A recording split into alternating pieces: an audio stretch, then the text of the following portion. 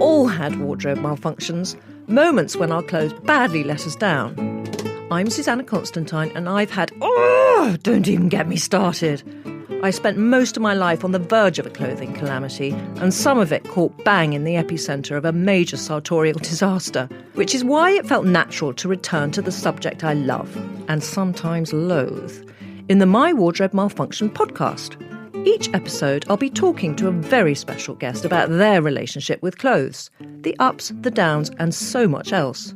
We'll discuss everything from their comfort blanket to their burial suit, and of course, hear about their ultimate wardrobe malfunction. But that's not all. I'd love to hear about your experiences with clothes. The wild, weird, the wonderful. I've already had some fantastic responses. Stories, photos, even poems about your own clothing mishaps. Please keep them coming. In our pyjama party section, I'll call the person with the most entertaining tale to reveal all. Email help@mywardmal.com or contact us at mywardmal to tell us more. But before that, let's go on to today's guest, the luscious, elusive Elizabeth Hurley, no less. This woman is harder to get hold of than the Yeti, but she has agreed to talk on my podcast. So I am absolutely thrilled to introduce the beautiful model, actress and businesswoman and mother of divine Damien. Please welcome Elizabeth. So let's grab her love handles, open my wardrobe doors and find out what's inside. I'm very excited. I'm with Elizabeth Hurley, who is possibly, I kind of don't want to say it, but it is the truth, one of the most beautiful women in the world. Even at the age of, what are you now, Elizabeth? 5'4". 54 years old, 5'8" in height, slim as a pin and gorgeous. Don't laugh. It's not. It's the truth. That's a lovely introduction. Thank you, Susanna. So, but just tell me quickly what you're wearing today. Well, I'm a little scruffy today because I walked from my flat because I live around the corner. Yeah. So I'm wearing gym shoes, jeans, and a sweater. Isn't it funny how you say gym shoes? It's such an old school thing to say. Well, the reason I say that is because I've spent so much time in America where if you say trainers, they think you mean a dungaree set. What? Yes, trainers, they say sneakers. Oh, it's sneakers. Or shoes for gym shoes. Trainers are what kids wear when they're learning. It's like dungaree things, trainers.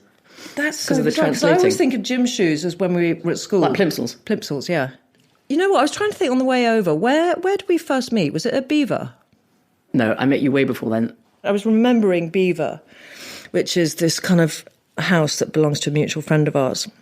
And we had this rather kind of wonderful weekend. But I remember seeing you walking in and... No, I was pregnant then. Were you? Yes. Because I always remember your country attire was always tight jeans, fabulous high-heel boots, and a 3-ply cashmere polo neck, roll neck sweater, probably from Alice Templey. Well, nothing's changed. Nothing's changed? No. You still That's wear... still my uniform. It is your uniform, isn't it? Day to day. Yeah, but with gym shoes. I mean, I kind of wonder, how long can we wear that till, do you think? Because I'm the same. I'm jeans, nice sweater... Well, I think it depends on your body type. I mean, some people actually don't look very good in jeans and have never worn jeans and wear skirts. I'm always very jealous when I see a girl in a skirt because I think it looks charming. But I haven't worn a skirt in the daytime since school uniform. Ever. I mean, for events, of course, I'm always in a dress and big shoes. Yeah. But I don't have skirts. I agree. Do you have skirts? Well, no. I was looking at one today, actually, from Alexander McQueen, and I thought, maybe. And then I thought, I'll never wear it. I quite like the look of those winter skirts, sort of 70s style. Yeah. Nice and slinky over the hip, quite long. Yeah. Getting fuller. With boots. But flat over the hip. With boots and a sweater, quite nice. Yeah. But it might make us look very old. But that's the thing. I think skirts are matronly. Yeah. And especially if you've got boobs. But not if you're young and you're in a summer dress with bare legs. And then it's great. Then they look beautiful. Yeah, but we're not young. And I never did that anyway. Yeah, me neither. I never did summer dress floating in the breeze on Fulham Road. Though I love it when I see it out of the car window. It's weird because, knowing you really don't have that much interest in clothes. You are someone who genuinely, people say, I just throw the first thing on. You are genuinely, I think, someone who does that, aren't you? I am in my real life. Yeah. But then in my business life, to be honest, I'm always dressed. by someone else. So I think maybe that's why I don't have too much interest in clothes, because so much of my work life is being fiddled with and having my hair done and my makeup done all day long and being dressed like a doll with someone zipping me up and doing up my shoes. That in real life, it has no interest for me. Yeah. Because, you can go on for months standing there having your hair done. So it doesn't really interest me off duty. But did it ever interest you? Do you ever Not really. My sister was always obsessed, but I never really was, to be honest. No. But what about when you were younger? Because I remember some newspaper managed to kind of scrape up some photographs of you as a punk. Didn't you go through a punk phase? But I wouldn't say I was obsessed with clothes. I used to make all my own clothes. Did you really? I'm an extremely good dressmaker. Yeah. I made my sister's wedding dress. What? No. I'm very good at sewing. I mean, I don't sew anymore now. But I can do it all. I used to do it. I used to make all my clothes when I was young. Yeah. That is astonishing. No. I can still alter anything. Really? Do you I make my mum do it normally. Do you have a sewing machine at home? I do. I haven't used it, but yeah, I have it. A Singer one, an old school one. Is it? Or is it a Frister Ross one I got for my 16th birthday. Oh my God, that's so sweet. That's amazing. I know. Funny. So your punk phase then must have been more of a rebellion than an interest in the I style. liked the music, and I lived in the suburbs. And of course, really, if we're talking about hipness, it was over by then. Yeah. Because we missed it. Yeah, we did, sadly. This was the 80s. It was over, really. But in the suburbs, it was still going strong. Yeah. So I think it was more about the music. Yeah. But then when I moved to London when I was 18 to go to drama school, I thought I looked so cool. And I remember that my drama teacher walked in on day one. Lovely man who I'm still very good friends with, came to my wedding. And he went, you look castable. And then just moved on. And I was like, oh, maybe it doesn't work here. That was the end of that. And so what do you then move on to, clothes-wise? Then, out of punk into... I was very poor, so it would have been whatever I could scrounge together, and I was probably still making most stuff myself. Yeah. And of course, those days, not that we're that old, but that was really the days before good cheap clothes, remember? Oh, totally. There weren't any. There was not C&A. I mean, there wasn't, so we wouldn't have been seen dead there. There was nothing. There was nothing. No, there was no Zara, there was no H&M, there was nothing. So there was nothing to wear, so you either had to sort of do offbeat, your own thing, or you had to be incredibly wealthy, which I most certainly was not as a teenager. So, yeah, I guess that's when you sort of improvised, and probably in retrospect was more stylish then than we are now. But then I look at our kids, I mean, I look at, my girls, they would never be seen dead in kind of high street fashion. They wear Zara? No, they don't wear Zara. I don't know. They would rather go to charity or second-hand shop, thank God. Which I never did. Yeah, no, I never can't did. Stand it. But they are amazing. But then you look at something like full of moths. and you buy a dress off Depop, and the person who sold it probably been shagged in it twice. Do you know what I mean? And I'd rather go to a nice little charity shop somewhere. Well, I always think they're going to have moths, and they are. Yeah. They're going to have moths. And if it's really vintage, they're all too short in the waist for me, so I can't wear anything And anyway. too tight around the... Bust. Yeah. And rib. Yeah. Forget about it. It doesn't suit me. Yeah.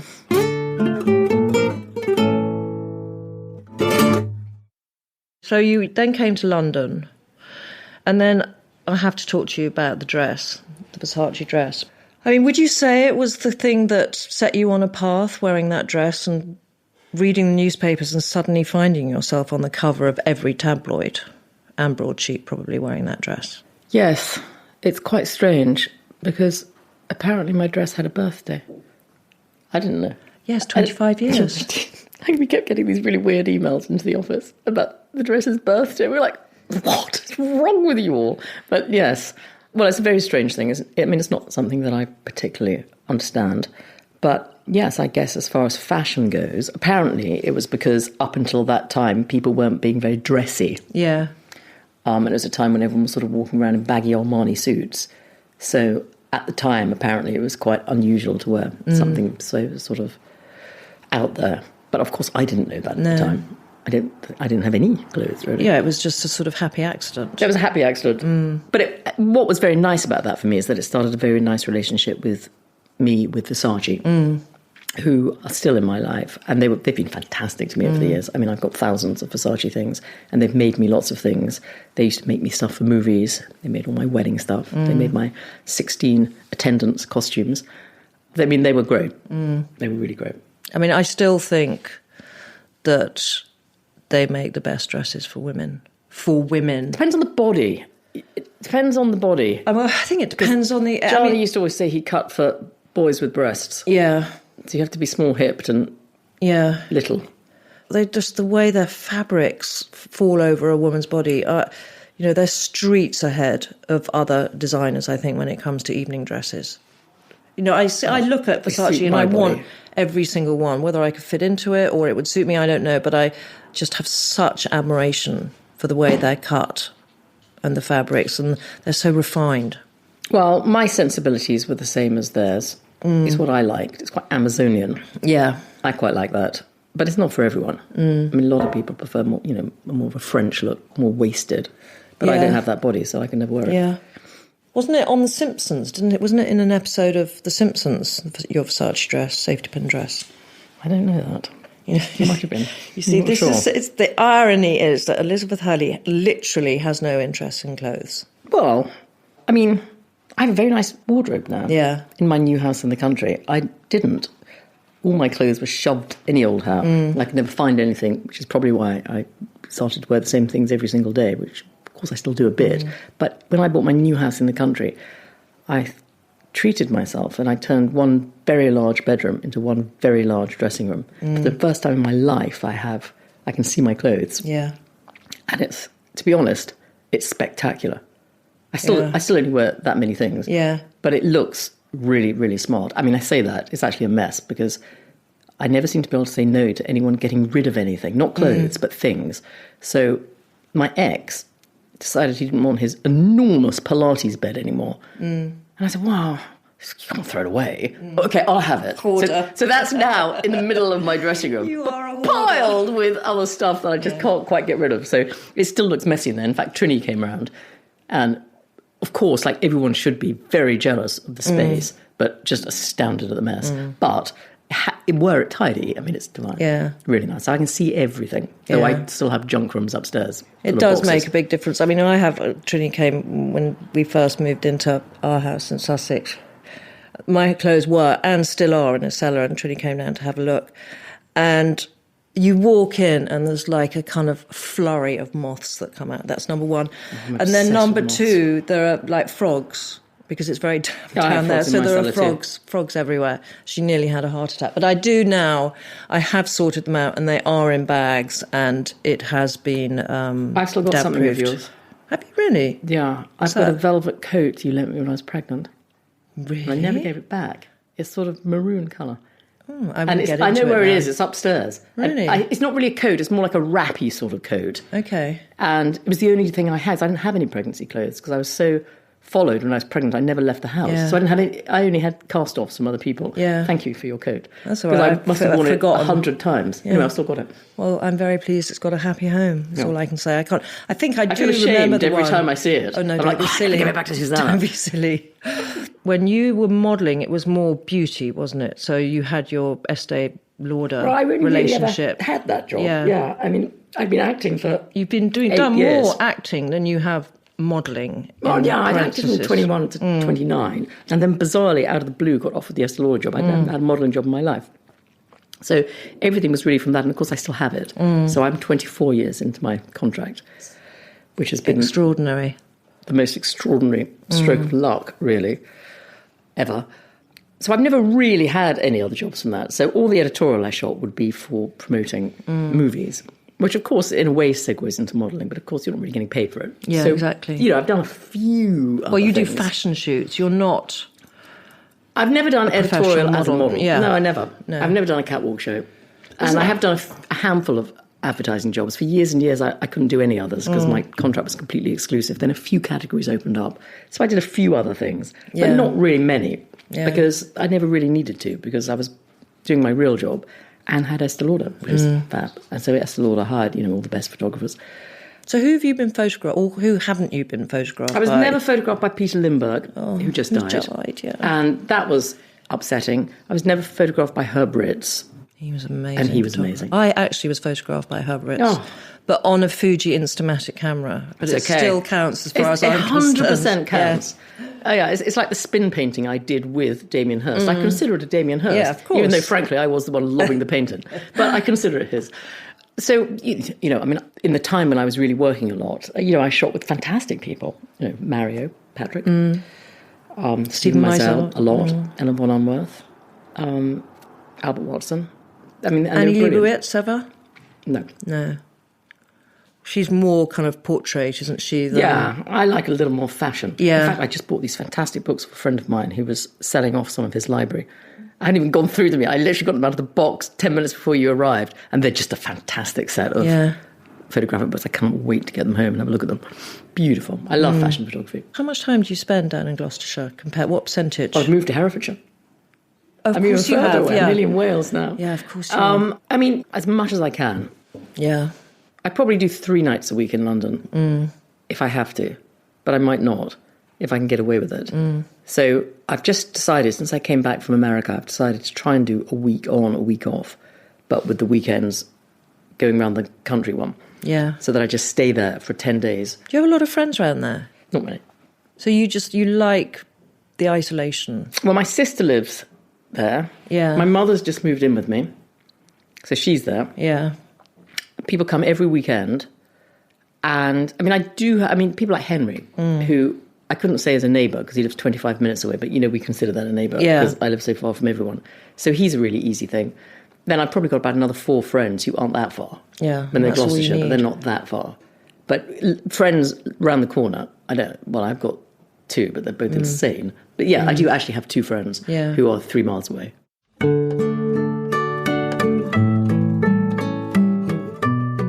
So when you're travelling, my love, which you do a lot, is there any kind of one item of clothing, like the comfort blanket? Do you have something which is like a piece of clothing that you always take with you? I have an obsession with my hand luggage. Okay. Which I obviously fly with as hand luggage, but I also use it every day of my life as my bag. Okay. So what's in there?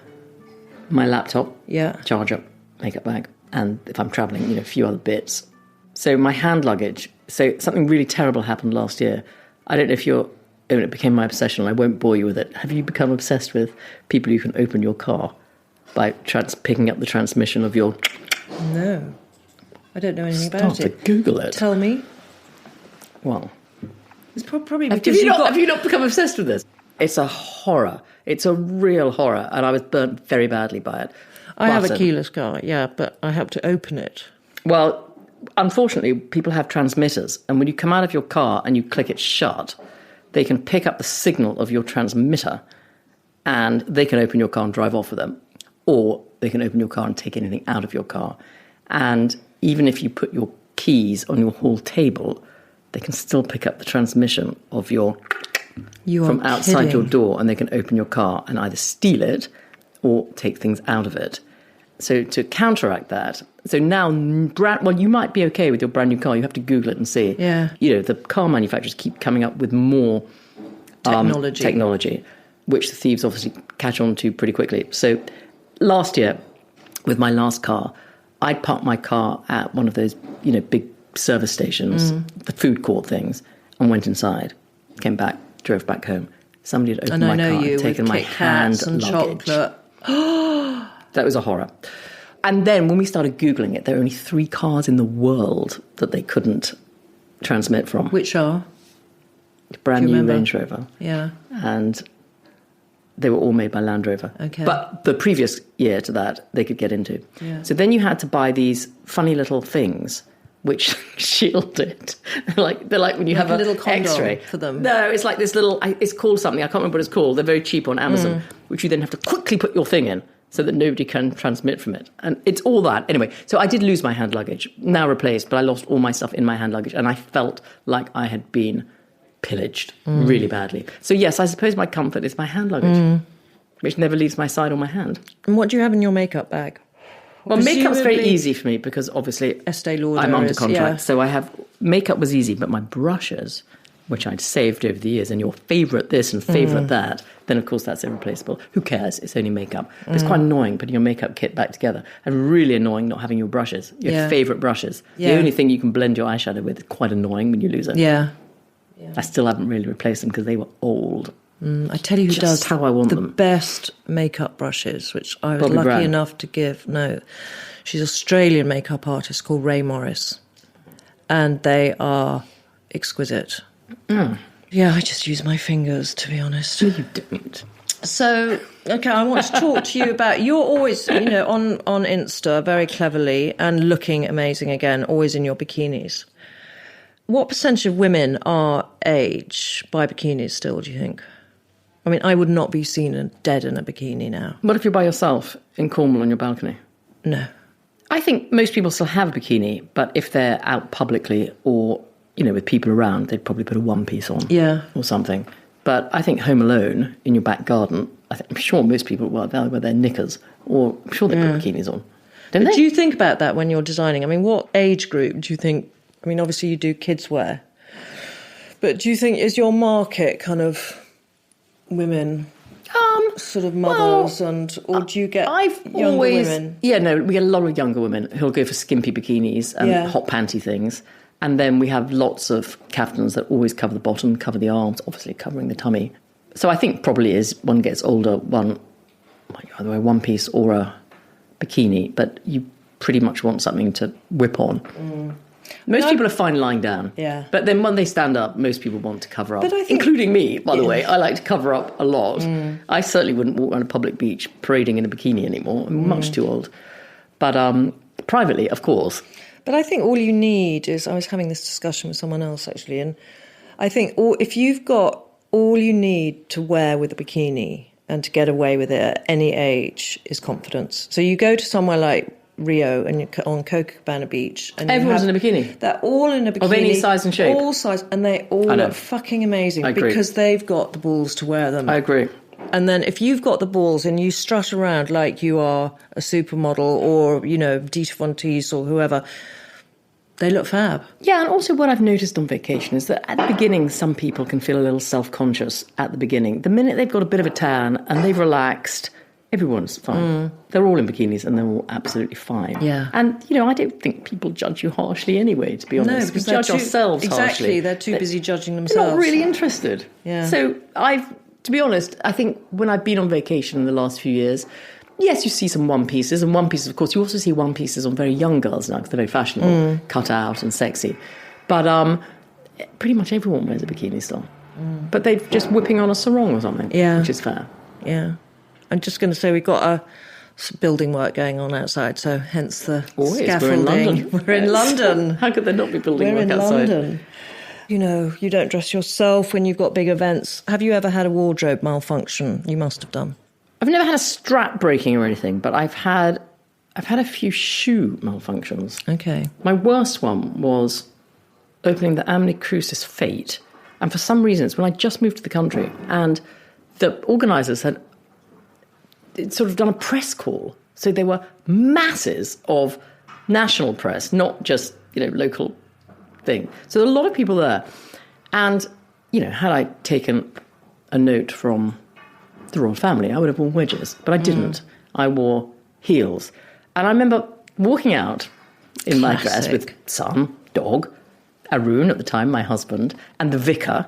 We all stood there, a big banker press.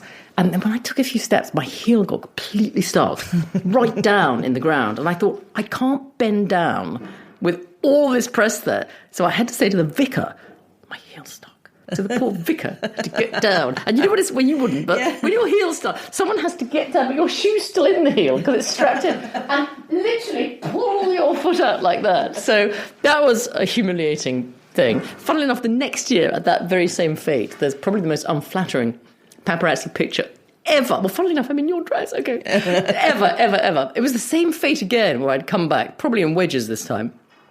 And I was wearing, do you remember the yellow dress you and Trini designed? Which I lived in. Yes. Really beautiful. Copied from a Prada one, I think. It was my favourite dress. I actually wore it to a speech day at Wellington last year. But I wore it to this fete. And again, I was, feeling full of myself. And I fell down some steps. And if you Google those pictures of me falling down these steps, you've never, ever seen anything. It's like a comedy fall. Caught at the end, but there's legs, there's hair, there's knickers, there's you name it.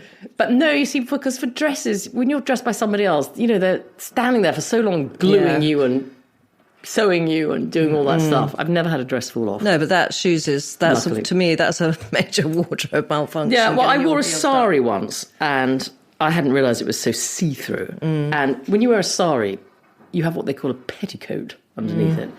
And you have to tie something. Yeah, you have a skirt underneath it, and you have to... And they're elasticated. Well, for some reason, there wasn't any elastic in mine, so I tied something round it, really like a hideous old black ribbon or something that I picked up. And through the sari, it's so ugly. You could Google that too. That's unattractive. And it was see-through at the top, which I also didn't know, which is a terrible sin. Is there anything that you have that you would never want to get rid of? Well, I've got everything that I've worn since the 90s, possibly 80s. Yeah, I guess there must be certain dresses that I wouldn't want anybody else to wear. So, when the kids are doing dress-ups, they're allowed to touch some things, but they're definitely not allowed to touch certain things. But I don't think I'm really attached to one thing. No, I have memories with dresses, for sure. But I don't know if I'd have them had there not been so many photographs at the time, which keep popping up again and again and again. But yes, there would be certain dresses, all of which are in the attic somewhere, that I suppose they mean something to me a bit. And I've got a few, like the first expensive bag that I would have ever been able to afford to buy in the 80s or 90s. I've still got those, and yes, I would never throw those away. Like I remember there's a little Fendi black bag, which is very special to me at the time. Yeah, that's something special, I guess. Yeah. I think it's something really when you're young and saving up. Those are the things that still mean a lot to you because you remember the thrill of getting them. It was like, when we got our first expensive moisturiser. I remember mine was Clinique's Dramatically Different Moisturiser. And it was expensive. It was yellow, wasn't it? Yellow with a pump. Yeah, I remember that. And it was really, really expensive. So I really valued that a lot. So every time I see Dramatically Different Clinique Moisturiser, it gives me smell. I can smell it now. It gives me a warm thrill. Yeah, I hate that smell because I used it at boarding school and I was so homesick at boarding school. So you remember? And then they had the tonic, which was like paint stripper. Do you remember? I do, because you used to... Yeah. You used to buy the 3. And you'd go like this and the size of your nose for blackheads and it would sort of come away. It would take off 5 layers of your skin. I remember We don't that use so toner well. anymore, do we? No. Flannel. What do you, this is a genuine question because I need to get some good eye makeup remover. What do you use? I use the moist towel things. And Estee Lauder do a lovely one. I can't remember what it's called. It might be called Wipe Away. I can't remember what it's called. And it takes everything off. They're not oily. Takes everything off. No oil. No oil in it at all. Yeah. Unless do you use waterproof mascara? I do. Yeah, I do now. Only because I've got that age thing of sort of getting weepy eyes sometimes. And then, I don't really wear much mascara. MAC do a very good towelette too. Oh, do they? Yeah. I prefer the Estee Lauder one, but the MAC one's very good as well. Yeah. I use those. So I just find, I hate it when you use it and it becomes all filmy. I haven't used eye makeup remover onto a piece of cotton wool for years. I like the towelettes. Okay, towelette. So I need to get some towelettes. Towelettes, yeah. The MAC one is a big, thick, hefty one.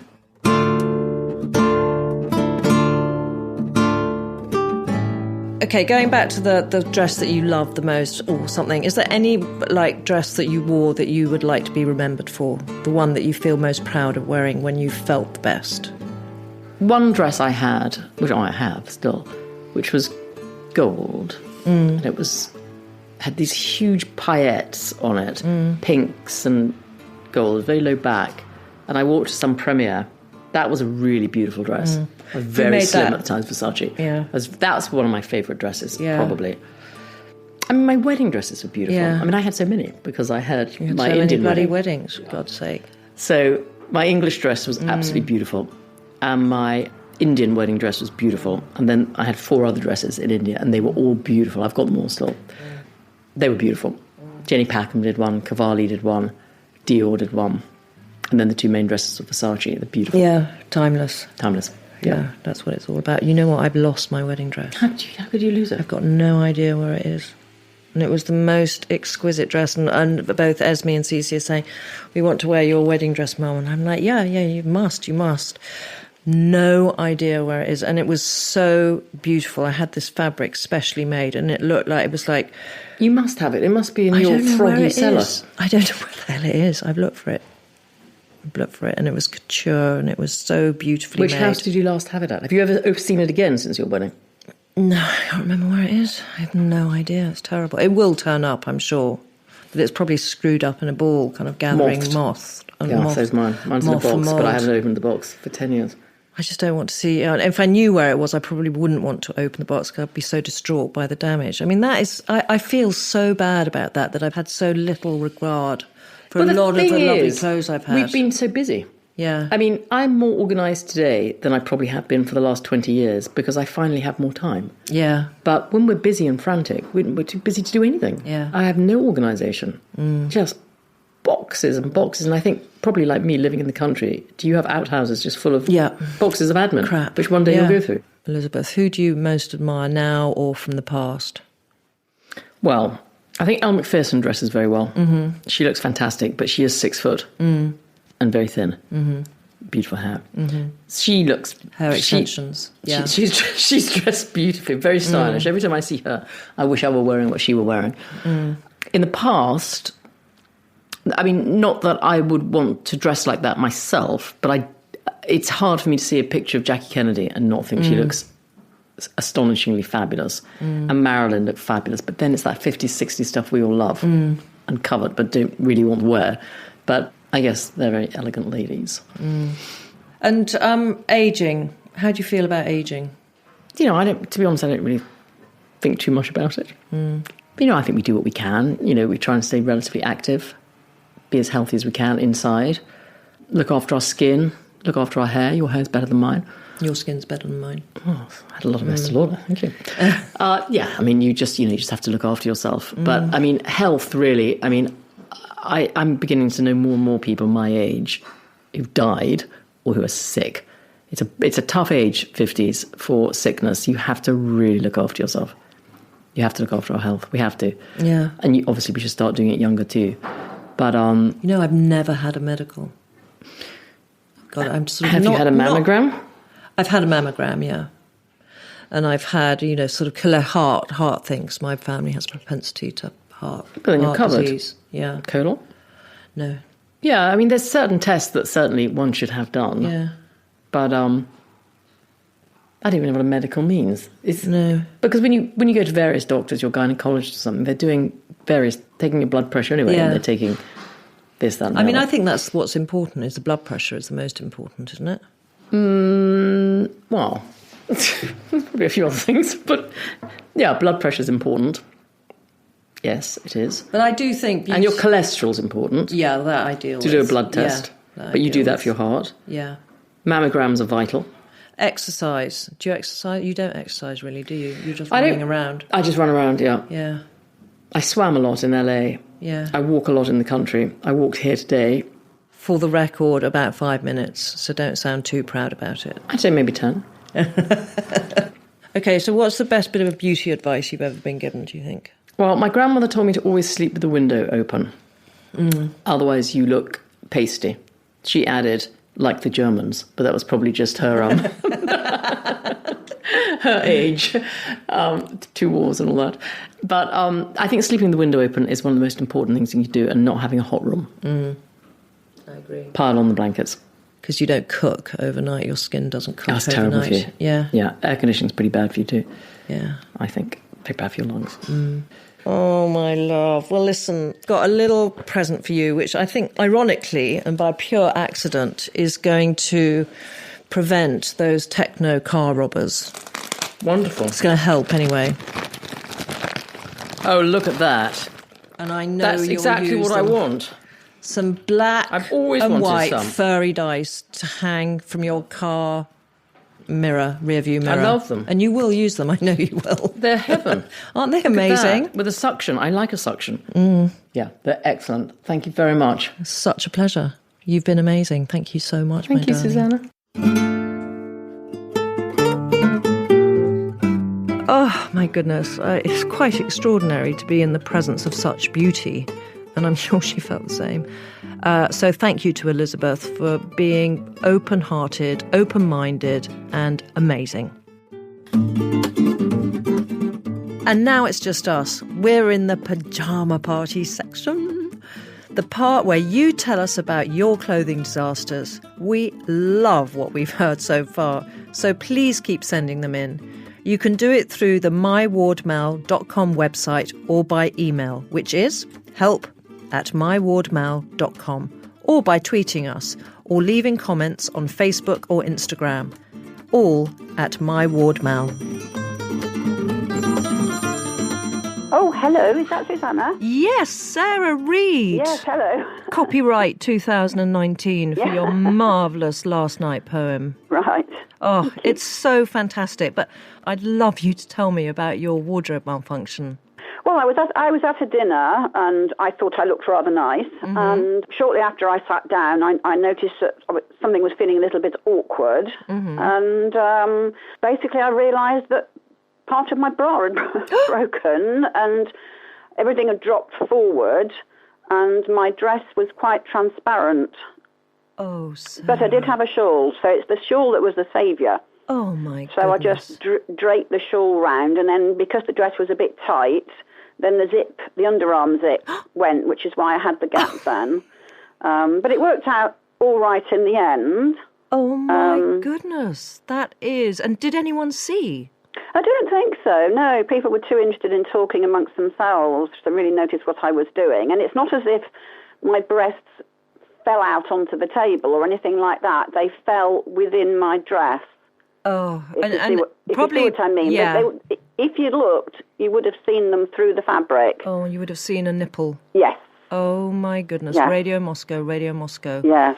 Oh, my... Do you mind me asking what cup size you are? A 38 double G. Double G, okay. That's a handful and a half. Well, you live to tell the tale. Yes, I've survived it. Have you got your poem with you, Sarah? I have. Oh, would you actually quickly read it out? Do you mind? Right. Last night my chest fell out of my dress. It wasn't intended, my breasts weren't upended when I bended, but suspended on a shelf with struts which supported where it ought to, all my bust. Called a balconette for the pertest breast yet, for cleavage with heavage, for hoist appeal, to steady the reveal. When suddenly the struts went, and I failed to prevent the descent of my chest, as it dropped to my waist, and then stopped. I felt rather robbed of their comforting fullness, bereft of breast, and as I drew breath, my nipples showed absolutely through my dress. Oh, my God. You know what, Sarah? Victoria Wood would have been proud of that if she'd written it. It is absolutely fantastic. All right, my gorgeous. Well, listen, you take care and keep writing. Yeah. And hang on to your boobs. That's it for now. Catch up again very soon. And until then, wardrobe closed.